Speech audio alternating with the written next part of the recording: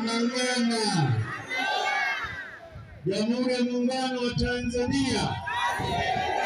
Mheshimiwa Katibu Mkuu, ziara yako hii katika mkoa wetu inakwenda sanjari na maadhimisho ya miaka 61 ya muungano wa Jamhuri ya Muungano wa muungano wetu. Kauli mbiu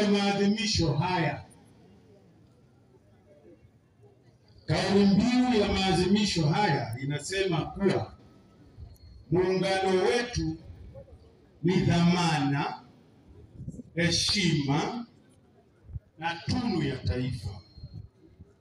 Shiriki uchaguzi mkuu mwaka 2025. Sote tunafahamu kwamba kabla ya mwaka 64, kabla ya muungano ule wa Zanzibar na Tanganyika, hapakuwa na taifa linaloitwa Tanzania. Hapakuwa na Watanzania, palikuwa na Wazanzibari, palikuwa na Watanganyika. Lakini baada ya muungano tukapata taifa liitwalo Tanzania, na tukapata utanzania wetu ambao tunajivunia. Sasa mwaka huu tunapojiandaa kusherehekea miaka 61, sote tunakumbushwa kuwa mwaka huu ni mwaka wa uchaguzi. Mwaka huu ni mwaka wa uchaguzi.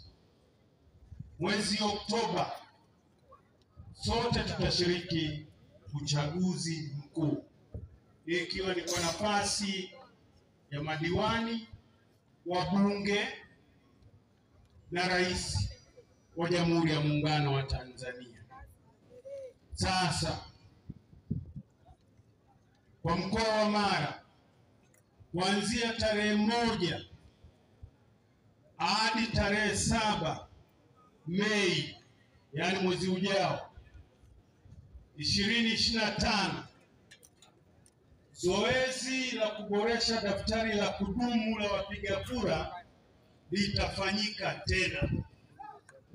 Kwa hiyo ni wasihi wana Mara wote wale ambao mnahitaji kuboresha taarifa zenu kwenye daftari ile la kudumu, mjitokeze kwa wingi ili mpate sifa ya kupiga kura pale kunako mwezi Oktoba. Umeelewana ndugu zangu? Lakini nikukaribisheni pia Serengeti. Kesho maadhimisho ya miaka 61 kimkoa yatafanyika pale Serengeti. Patakuwa na nyama choma festival pia. Kwa hiyo karibuni kuwe tukagonge kichuri. Mara hoi! Mara hoi! Tunapokuwa na shughuli za uchaguzi katika wilaya yetu hii, hujitokeza matukio yasiyo mazuri,